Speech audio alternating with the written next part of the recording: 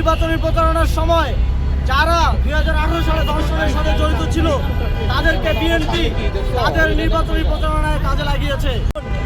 ধানের শীষে ভোট দেওয়ার কারণে, নৌকায় ভোট না দেওয়ার কারণে নোয়াখালীর সুবর্ণচরে আমার বোনকে ধর্ষণ করা হয়েছিল। ঠিক একইভাবে হাতিয়ায়, একই নোয়াখালীর হাতিয়ায় শাপলাকলিতে ভোট দেওয়ার কারণে আমার এক বোন ধর্ষণের শিকার হয়েছে।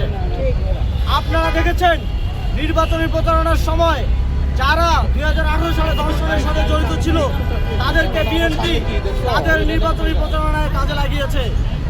আমরা সেদিনে বুঝেছিলাম বিএনপি সেই ধর্ষকদেরকে নির্বাচনী প্রচারণায় শেল্টার দেওয়ার মধ্য দিয়ে আবারও মা বোনদেরকে একটা মেসেজ দিতে চেয়েছে, যদি এবারও বিএনপিতে ধানের শীষে ভোট না দেওয়া হয় তাহলে মা বোনদের একই পরিণতি হতে চলেছে।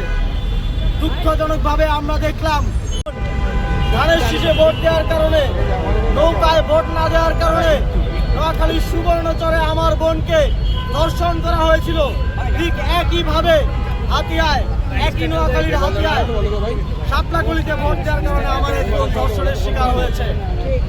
আপনারা দেখেছেন নির্বাচনী প্রচারণার সময় যারা 2018 সালে ধর্ষণের সাথে জড়িত ছিল তাদেরকে বিএনপি তাদের নির্বাচনী প্রচারণায় কাজে লাগিয়েছে।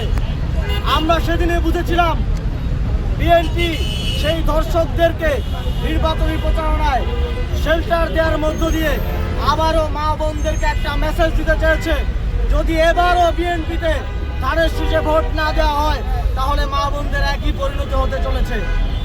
দুঃখজনকভাবে আমরা দেখলাম